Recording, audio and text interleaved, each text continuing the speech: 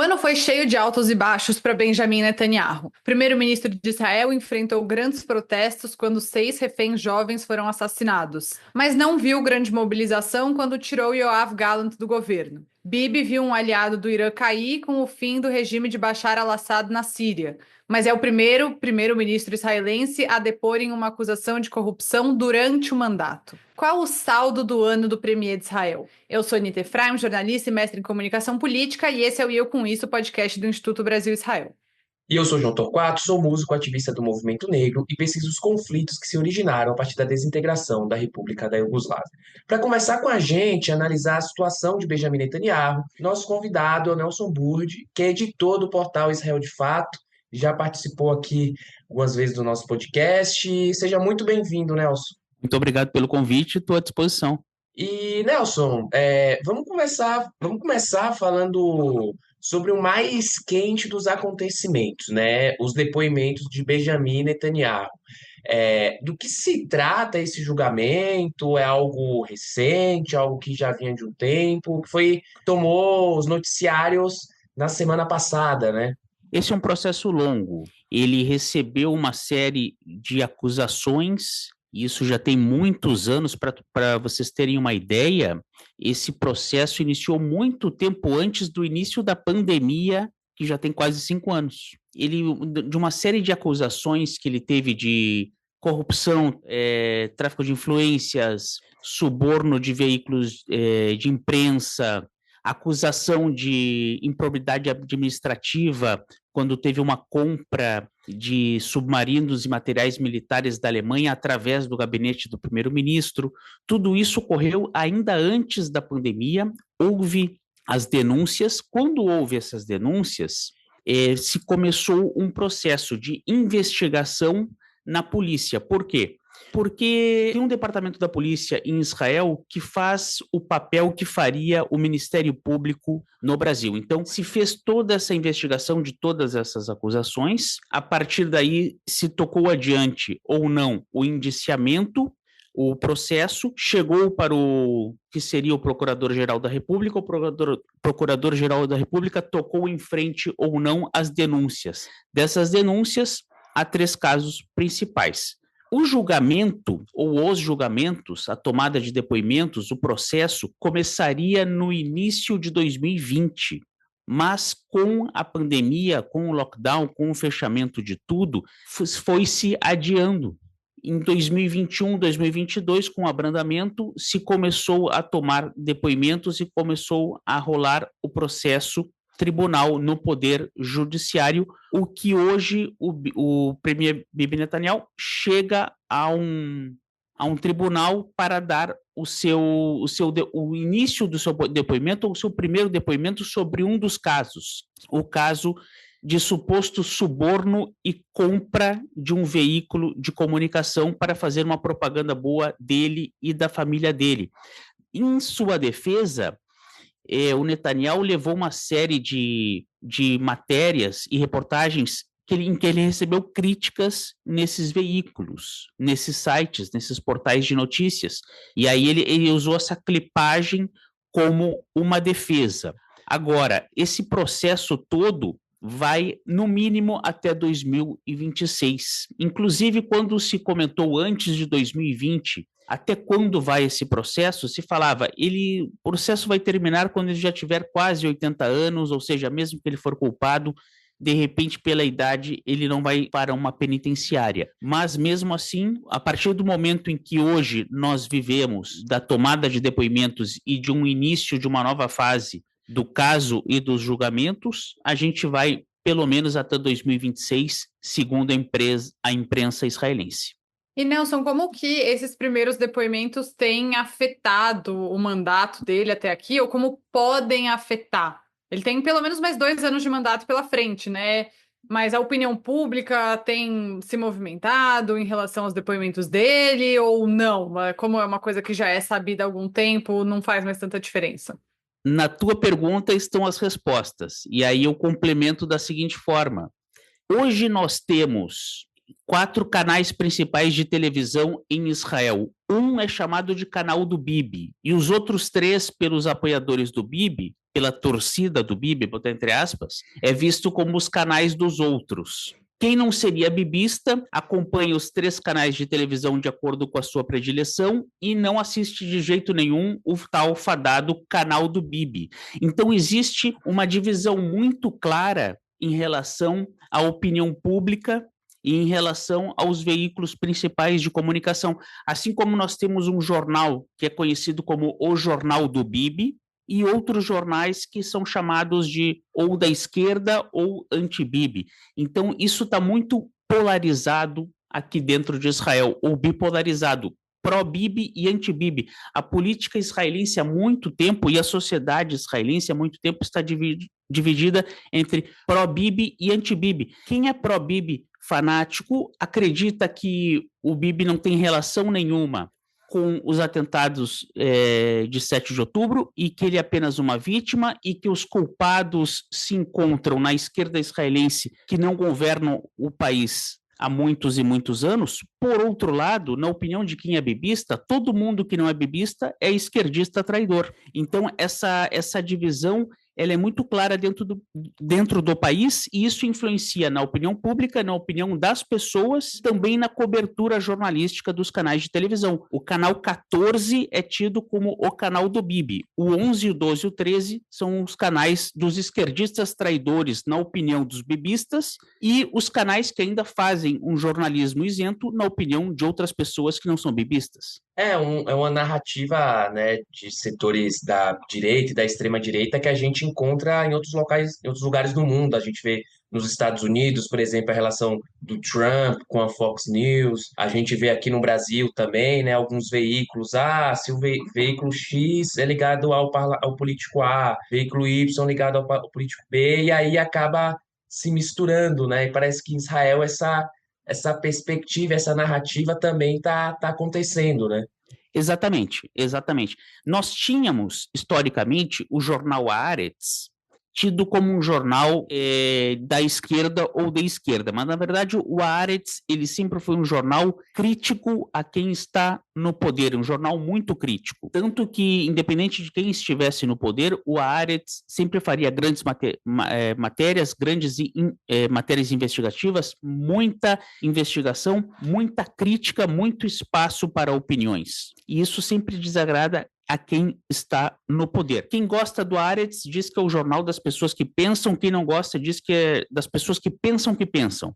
Mas ficava aqui. Hoje, com o advento do Canal 14, como uma grande rede de televisão, ou um grande canal de televisão, melhor dizendo, copiando e imitando a forma do 12, do 11 e do 13, mas tendo um conteúdo muito específico e muito direcionado para um público vota no Bibi e que elege o Bibi, ou que vota no nicho eleitoral dele, isso acaba determinando algo que não havia outrora, que é um congraçamento e um abraçar de um conteúdo. Graças a Deus tem um conteúdo que eu posso assistir finalmente, ou, por outro lado, uma repulsa total e uma ignorância total. Não, esse canal eu passo por cima, eu programei no meu controle, vai do 13 para o 15, eu passo por cima. Então, isso deu uma segmentada que não havia, e isso influencia, sim, muito na questão da cobertura de um julgamento que recebe uma cobertura isenta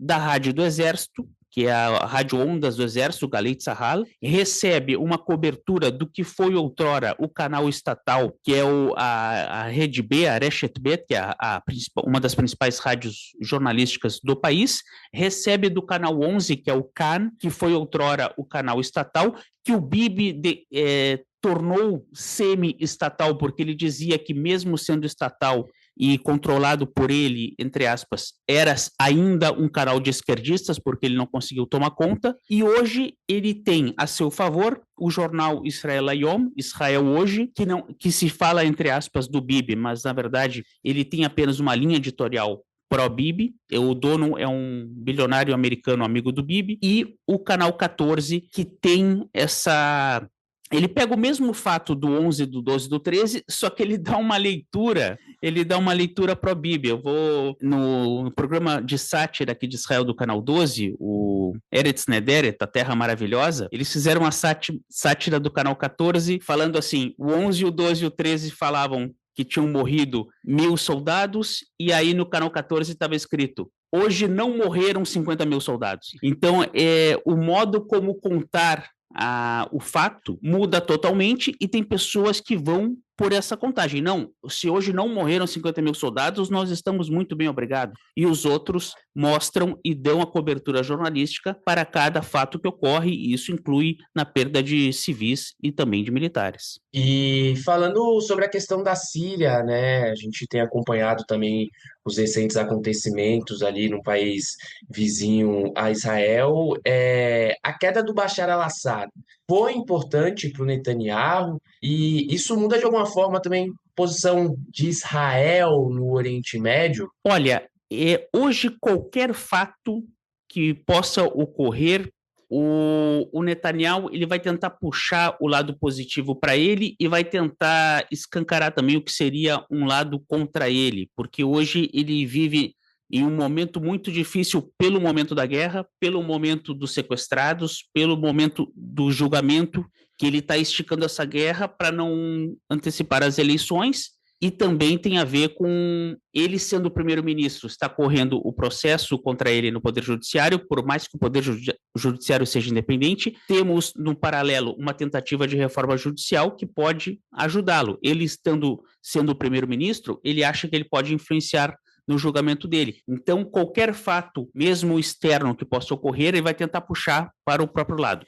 O Bashar al-Assad, ele sempre foi um parceiro do Irã, sempre teve uma influência muito grande sobre o Líbano, sempre foi um parceiro muito grande do Hezbollah. Ele deixou de influenciar no Líbano e deixou de colaborar diretamente com o Hezbollah e manter o Hezbollah quando começou a guerra civil em 2011 ainda.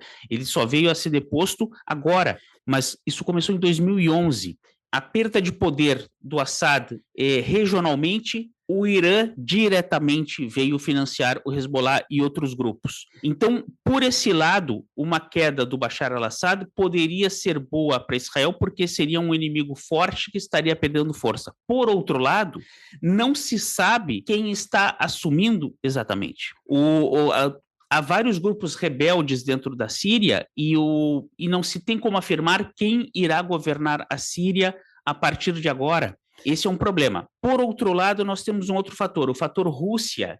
A Rússia sempre teve na Síria, e desde os tempos da antiga União Soviética, um porto seguro. A Síria sempre foi o ponto de partida e de chegada da Rússia no Oriente Médio desde os tempos da União Soviética. E o Netanyahu, ele sempre procurou e sempre buscou cultivar uma amizade com Vladimir Putin. Ele respeita muito Putin, ele sabe bajular bem o Putin, ele encontrou uma forma de conversar numa linguagem com o Putin de um modo pessoal, que hoje o Putin considera o Netanyahu um amigo pessoal dele, ainda que o Putin sempre deixou claro que a Síria é a sua referência no Oriente Médio e não Israel. Hoje, sem o Bashar al-Assad, nós não sabemos de que forma o Bibi Netanyahu irá se aproximar mais ou menos do Vladimir Putin. Nós não sabemos de que forma o Donald Trump, a partir de 20 de janeiro, de um modo oficial, vai se aproximar ou não do Vladimir Putin. E essa aproximação com o Putin vai dizer muito do que vai ocorrer dentro da Síria, mesmo que um grupo ligado ao Estado Islâmico ou à Al-Qaeda possa tomar conta de um país do tamanho que é a Síria e com a importância que é a Síria. Por isso que Israel entrou na chamada Zona Tampão a partir de 74, a Zona Tampão, que fica a cidade de Quneitra, que é uma zona desmilitarizada. Israel ocupou aquela região para não deixar que jihadistas que são rebeldes na Síria tomem conta daquele espaço e possam atingir a população civil israelense. Por isso também que Israel está atacando alguns armazenamentos de armas químicas, alguns depósitos de armas químicas dentro da Síria, para não deixar esse armamento chegar a alguns rebeldes que podem tomar aquilo ali, mesmo não estando no poder, mas podem tomar aquilo para si, e isso seria um risco muito grande, não só para Israel, para a região inteira. É uma preocupação que tem também a Liga Árabe, é uma preocupação que tem também o Donald Trump e uma preocupação que tem a Rússia. Agora um detalhe importante. O Donald Trump, há poucos dias atrás, ele deu a seguinte declaração: não temos interesse em nos meter com a Síria, porque a Síria não é um país amigo. Quem ouve essa frase, ou quem leu essa frase, pode achar que o Donald Trump não tem interesse na Síria e que ele não tem importância com os mais de 500 mil sírios que já morreram numa guerra civil que dura mais de 13 anos, alguma coisa assim. Mas não foi isso. Ele deu essa declaração como uma demonstração de amizade ao Vladimir Putin. Por quê? Porque a guerra russo-ucraniana, ela ocorreu, do ponto de vista russo, através da tentativa de entrada da Ucrânia para a OTAN. A Rússia entendeu isso como uma tentativa dos Estados Unidos de cercar a Rússia. E eles se sentiram ameaçados, por isso que eles fizeram a guerra com a Ucrânia. E estão fazendo até hoje. No momento em que o Trump está por assumir o novo mandato, em 20 de janeiro, e ele diz que não quer se meter na Síria, ele dá um recado para o Vladimir Putin: eu não tenho interesse em me meter nos teus negócios, a gente tem uma boa relação, vamos sentar e vamos tentar acertar os nossos ponteiros. Se isso ocorre, o Bibi Netanyahu tenta pegar carona, tanto através do Trump, com quem ele está tentando retomar um bom contato, como com o Vladimir Putin. A partir daí, a gente pode ter uma Síria talvez desmilitarizada e sem ameaçar Israel. Mas isso ainda é uma incógnita. Por quê? Porque a gente não sabe quem vai assumir o poder de um país tão importante e tão forte como a Síria. Mas você tem a impressão, Nelson, na sua análise, que essa queda do Bashar, ela foi importante para o Bibi como uma vitória militar? Porque, apesar de ele não ter uma relação direta, existe a sensação de que a Síria, que o regime Bashar, ele estava enfraquecido porque os aliados não estavam prestando tanta atenção nele, né? Então o Irã não estava dando tanto apoio, o Hezbollah já muito enfraquecido. Isso, de alguma forma, na sua visão, reflete que o Bibi ganhou alguma força nesse lugar? Ele pode puxar para esse lado, ele pode usar essa narrativa para tentar puxar força, mas não necessariamente, porque desde 2011 o regime do Assad estava enfraquecido, a dinastia Assad estava enfraquecida.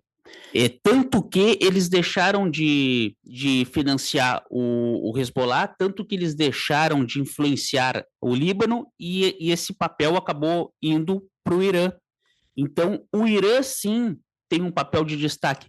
A Síria já não tinha essa influência toda. Agora, por outro lado, eles podem dizer, num primeiro momento, a queda do Bashar al-Assad traz uma tranquilidade para Israel. Mas, na verdade, não traz, porque não se sabe quem vai entrar no lugar. Tem um risco de entrar um grupo que é ligado à Al-Qaeda, tem o risco de entrar num grupo que é ligado ao Estado Islâmico, tem toda uma série de armamentos do exército sírio, inclusive armas químicas, que isso tudo pode estar à disposição, tem uma série de valores em dinheiro, em tesouro, etc., que isso pode estar na mão de jihadistas. Então é uma incógnita. Num primeiro momento ele pode usar como uma vitória, mas no fundo eles estão morrendo de medo porque não sabem o que vai acontecer. Por isso é importante como eu falei antes, essa aproximação com a Rússia, porque a Rússia não quer perder esse ponto e a Rússia sim, mesmo com a guerra com a Ucrânia, a Rússia tem condições, através ou sozinha, ou através de um contato com os Estados Unidos, de dar uma acalmada na Síria, dar uma controlada na Síria, coisa que a Rússia tinha no tempo do Assad, e a Rússia, inclusive, tinha influência sobre o próprio Hezbollah. A Rússia tinha o poder de dar um soco na mesa e dizer para o Hezbollah não fazer algo. Só que isso deu uma diminuída quando começou a guerra contra a Ucrânia. A Rússia foi obrigada a deixar de lado isso aí. Coincidiu com o avanço do Hezbollah na área de fronteira que era controlada pela Unifil, a área de fronteira do sul do Líbano com o norte de Israel. O Hezbollah começou a avançar de um modo provocativo. Esse avanço, Israel se antecipou para não ocorrer. Israel entrou agora na zona tampão de 74 exatamente para não deixar que nenhum grupo jihadista se fresqueie, como se fala no Rio Grande do Sul, se meta galo, como se fala no Rio Grande do Sul, e entre naquela área de fronteira da zona tampão para ameaçar a população que está nas colinas do Golan. Agora, dentre esses grupos rebeldes, o Irã, por exemplo, que é um ponto-chave ainda, por mais que tenha sido abalado pelos ataques de Israel, ainda é um ponto forte, um ponto-chave regional. O Irã pode, sim, e tem esse hábito de financiar grupos de outros países. O Irã pode fazer isso dentro da Síria, pegar um grupo, dar dinheiro, dar armamentos e tentar levantar esse grupo, ameaçar uma série de questões dentro da Síria e tentar atacar Israel através daí também. Então, na prática, o Israel, até a segunda linha, pode falar em uma vitória, mas se sabe muito bem que o quadro pode ficar ainda pior numa visão catastrófica, numa visão pessimista. Nelson, e mudando de frente de batalha, né, indo ali para a faixa de Gaza, tem bastante gente falando que um cessar-fogo com o Hamas nunca esteve tão próximo. Quem disse isso na segunda-feira, dia que a gente grava, 16 de dezembro, foi o próprio ministro da Defesa, agora ministro da Defesa, Israel Katz. Hoje, um acordo pela volta dos reféns ajudaria a popularidade do primeiro-ministro? Olha, é muito difícil. É muito difícil. Eu vou te explicar o porquê. O esticar da guerra, como eu falei há pouco, interessa para o Netanyahu porque ele precisa estar no poder o máximo possível, até para ter uma influência sobre o próprio julgamento, e ele esticando a guerra o máximo possível, ele consegue tentar reverter a opinião pública que está contra ele. As pesquisas de opinião desde o final de 2022 dão que se ocorressem eleições nas respectivas datas, ele não formaria o governo, ele perderia a eleição, e ele tentando esticar a guerra ao máximo, ele tenta reverter esse quadro que, por enquanto, segue negativo para ele. O retorno dos sequestrados, ele é o primeiro que não coloca a questão dos sequestrados como prioridade, ele nunca colocou, ele sempre tenta dar uma enrolada, mas nem isso mais ele dá. Ele sempre colocou a questão dos sequestrados abaixo da tal vitória completa, que ele mesmo sabe que é uma coisa impossível, essa tal da vitória completa sobre o Hamas.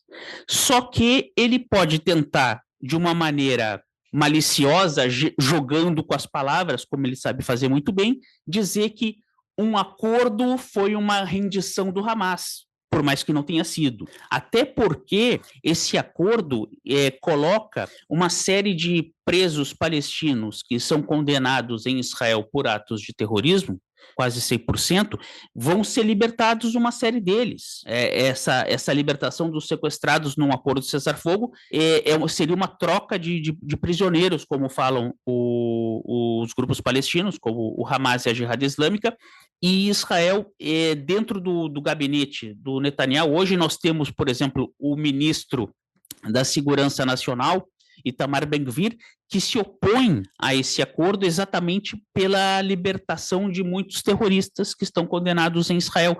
Por isso até que esse acordo já não foi feito muito tempo antes, e por isso até que dos sequestrados, que a gente poderia ter libertado com vida 150, 130, 101, por enquanto temos 100, mas esse número ninguém sabe precisar com exatidão, até porque nunca liberaram para o Cruzeiro Vermelho Internacional fazer a visita dos sequestrados, o que seria básico, mas isso nunca aconteceu. O Bibi vai pegar qualquer fato que aconteça, tentar puxar para o lado dele. A imprensa bibista vai tentar fazer a mesma coisa, mas na prática, na questão do eleitorado e da opinião pública, é uma situação muito difícil. O Bibi, se ganhar, pode ganhar uma próxima eleição, independente como for? Pode. Existem várias questões. Ele pode conseguir formar um governo? Pode. Existem várias questões aí, vários fatores. Mas, no atual momento, a libertação dos sequestrados vai ser um alívio para a população, vai ser finalmente uma sensação de término de um pesadelo, mas o Bibi não vai conseguir tirar porque ele, primeiro, na visão dele, ele não vai ter tal da vitória completa, que ele mesmo sabe que é impossível, ele colocou um objetivo impossível para esticar a guerra. O outro ponto é o seguinte: quem mais grita e luta pelos sequestrados são opositores do Bibi. Os defensores do Bibi ficam quietos nesse ponto. E, Nelson, falando um pouquinho sobre o cessar-fogo com o Hezbollah, esse cessar-fogo mexeu com o Netanyahu de alguma forma, né? Lembrando aqui para o ouvinte que esse cessar-fogo com o Hezbollah é temporário, de 60 dias, né? Mas impactou politicamente a figura ou até mesmo o governo de Benjamin Netanyahu? Aumentou ainda a pressão. Pegando o gancho que a gente estava falando de Gaza e do Hamas, aumentou ainda a pressão, porque um dos argumentos óbvios que sempre são usados, não, a gente não pode negociar com terroristas, coisa e tal. Ele acabou de negociar com terroristas. Ele acabou de negociar com terroristas que fizeram com que 100 mil pessoas do extremo norte de Israel, da região da Galileia, saíssem das suas casas e ficassem longe das suas casas por mais de um ano. E ele Matou fez 12 crianças drusas, né, Nelson? Também houve, estavam num sábado à tarde, estavam jogando bola numa quadra, numa cancha, e foram atingidas e morreram. Sim, isso aconteceu, isso foi algo muito chocante quando aconteceu, inclusive na Universidade de Haifa, onde eu trabalho, tem até hoje um singelo memorial para essas crianças com a bandeira drusa, com a bandeira de Israel, com as fotos, os nomes, velas que são repostas diariamente. Então, se a cobrança sobre o Bibi é exatamente essa. Se tu negociaste com o Hezbollah e chegaste a um ponto de negociação com o Hezbollah, não tem motivo para não chegar para o Hamas, porque temos criança de colo sequestrada no Hamas e temos pessoas com 90 anos sequestradas pelo Hamas. E nós vamos... No ano passado, quando chegou a Hanukkah, se dizia, não vamos chegar a Pessah. Agora já vai ser Hanukkah de novo agora. E fica essa enrolação, e se acusa o atual governo e pessoalmente o primeiro-ministro de que houve sabotagem disso aí por motivos políticos. Primeiro, porque o governo ia cair, porque a formação do atual gabinete ela é colocada de tal forma que, se qualquer partido sair, o governo praticamente cai. Eles têm... hoje são 68 cadeiras, hoje já deu uma aliviada em termos de número de cadeiras, 68 de 120, mas antes era 64, qualquer partido que saísse por algum motivo, o governo caía. Se o governo caía, convocavam novas eleições. E aí volta naquele ponto anterior que eu citei.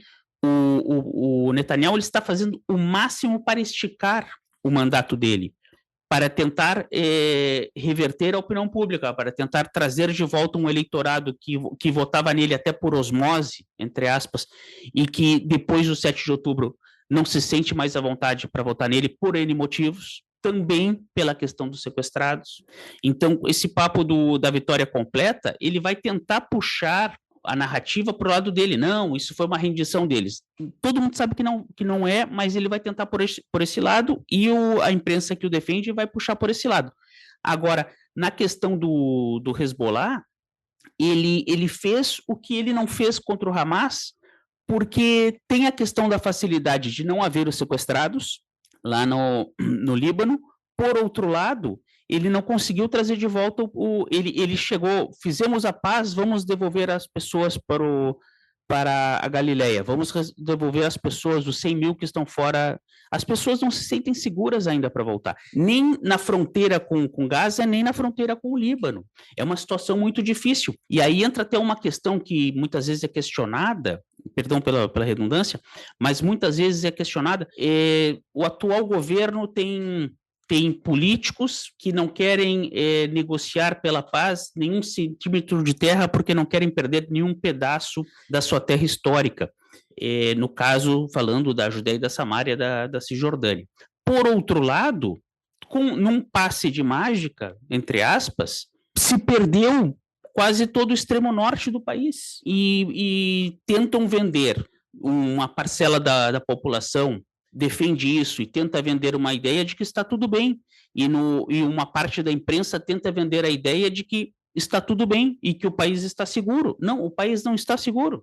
Olhem o que aconteceu, não só na fronteira com a faixa de Gaza, com o que aconteceu com o Hamas, mas 100 mil pessoas tiveram que sair das suas casas, não por um dia ou por uma semana, por mais de um ano, e ainda não voltaram e não se sentem seguros para voltar, e com toda a razão.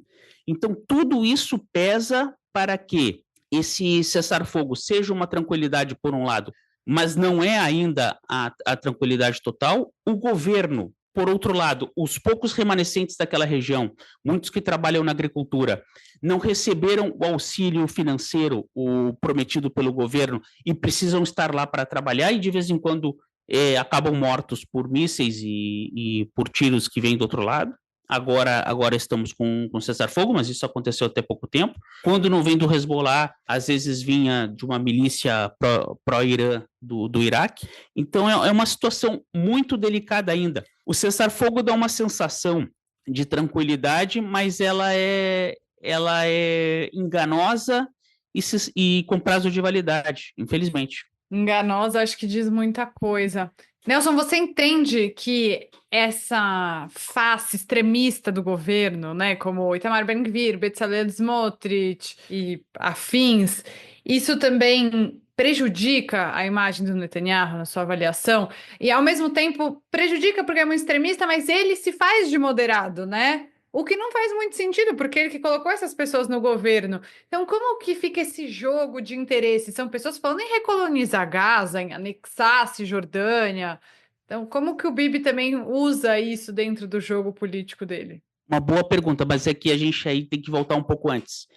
Nós tivemos uma série de 5 eleições entre 2019 e 2022, em que boa parte dessas eleições terminavam empatadas. O que significa? Nenhum dos grupos conseguia formar um governo com 61 cadeiras. O Netanyahu, ele puxa o grupo Otzma Yehudit para a política. O grupo Otzma Yehudit, que é do Itamar Ben-Gvir, ele não estava na política, eles não concorriam, eles não se lançavam, eles existiam como grupo político, mas não se lançavam. O Bibi foi até eles e disse, eu preciso de vocês, tentem concorrer porque eu preciso de vocês. E ele fez isso. E esse grupo, quando concorre em novembro de 2022, eles concorrem coligados com o grupo que seria o Abaita Yehudi, que seria antigamente o União Nacional, que é o grupo do Smotrich. E aí, o que acontece? Eles conseguem chegar a 14 cadeiras. E no que eles chegam conjuntamente a 14 cadeiras, eles passam a exigir muito. Mas eles foram puxados pelo Bibi. Não eles foram até o Bibi foi até eles, num primeiro momento. E o Bibi costuma fazer isso, ele costuma chamar pessoas para apoiar, depois que as pessoas estão apoiando, ele tenta bater com a cara na porta, dar um chá de banco nas pessoas, mas ali ele não conseguiu. Por quê? Porque 14 de 120 é muita coisa, 14 de 120 faz com que representantes desse grupo exijam e recebam ministérios e escolham os próprios ministérios, e mais do que isso, eles podem botar na mesa a seguinte questão, nós queremos isso, isso e isso. Não vamos receber? Tudo bem, nós estamos fora, o governo caiu. E eles sabiam que fazer isso era antes do 7 de outubro, era fazer com que o Bibi morresse de medo porque ele quer continuar sendo primeiro-ministro para influenciar no próprio julgamento. Num segundo momento, depois do 7 de outubro, para tentar esticar o máximo, para tentar reverter a imagem dele que está abalada depois dos atentados do 7 de outubro. Então, essas duas questões fazem com que o Ben-Gvir, ocupando o ministério que queria ocupar, da Segurança Nacional, que ele tem um plano, segundo ele, é o plano para combater o terrorismo dentro de Israel, que aumentaram muito os atentados durante o mandato dele, ele acredita que cada cidadão israelense que queira receber uma arma deve receber uma arma para defesa pessoal. Essa é a posição dele. E o Smotrich, como ministro do Tesouro, ele tem uma certa facilidade para direcionar verbas para algumas camadas da população específicas, e ele pode fazer esses direcionamentos como bem lhe convier. E, Nelson, para a gente terminar aqui, quais as chances de Benjamin Netanyahu ser um dos poucos ministros de Israel a terminar o mandato completo? Olha, ele conseguiu aumentar de 64 para 68. O atual ministro das Relações Exteriores, Gideon Saar, estava na oposição e ele conseguiu puxar para dentro do governo. Na teoria, o Gideon Saar disse que vai entrar para o governo para fortificar o governo, porque o governo precisa estar forte, porque está no meio de uma guerra, seria uma união nacional. Por outro lado, ele só entrou porque recebeu o cargo que queria receber, que era o cargo do Ministério de Relações Exteriores. Por enquanto, a oposição não tem lançado, até pelo momento da guerra do país, mas a oposição não tem lançado votos de protesto contra o governo no parlamento. A oposição não tem atuado de uma maneira forte, como estava atuando até o dia 6 de outubro, na questão da tentativa de reforma judicial, no caso, contrária à reforma judicial, lutando e lutando muito e mobilizando muito, não só dentro do parlamento, como pelas ruas do país. Isso não está acontecendo. Então, a gente tem um quadro, se continuar assim e não houver uma grande mudança na questão da guerra, ele estica muito facilmente até novembro de 2026. Se a guerra termina antes, todos os sequestrados voltam, vai depender de arranjos políticos, mas, por exemplo, nós temos hoje um bloco político que sofreu uma grande derrota em novembro de 2022, que foi uma junção do Partido Trabalhista com o Partido Meretz, que é da esquerda israelense. O Meretz ficou de fora do parlamento e o Partido Trabalhista fez apenas 4 cadeiras. Uma das últimas pesquisas nas últimas semanas colocava o bloco Democratas, que seria o novo bloco junção dos trabalhistas com o Meretz, como a terceira maior bancada, o que seria uma surpresa muito grande. Vamos ver de que forma isso iria ocorrer. Se hoje a oposição forma o governo, quem seria o primeiro-ministro? Não sabemos. Não sabemos. Quando o Naftali Bennett foi primeiro-ministro, ele tinha feito apenas 8 cadeiras, mas no arranjo, na junção, o fato dele comandar na primeira metade do mandato fez com que muitos partidos que não abraçassem. Então, tem uma série de questões aí que vão definir.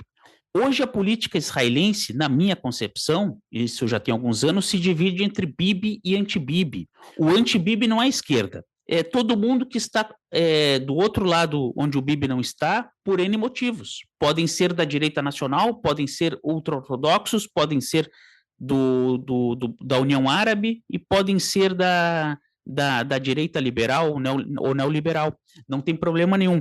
Quem não está do lado do Bibi hoje é anti-Bibi. Na opinião dos bibistas, são esquerdistas traidores, mas se tu vais analisar, não são nem esquerdistas nem traidores. São pessoas que não estão do lado do Bibi. Hoje esse Bibi e anti-Bibi forma uma polarização que a gente diz o seguinte: ele vai tentar puxar o máximo, esticar o máximo e enrolar o máximo, e ele é especialista nisso. E a tendência é, se continuar o quadro que a gente tem hoje, ele consegue empurrar com a barriga até 2026. Por outro lado, se os sequestrados voltam, a guerra termina, vai depender de um arranjo interno, e aí entram também questões de ego e de interesses pessoais e interesses políticos.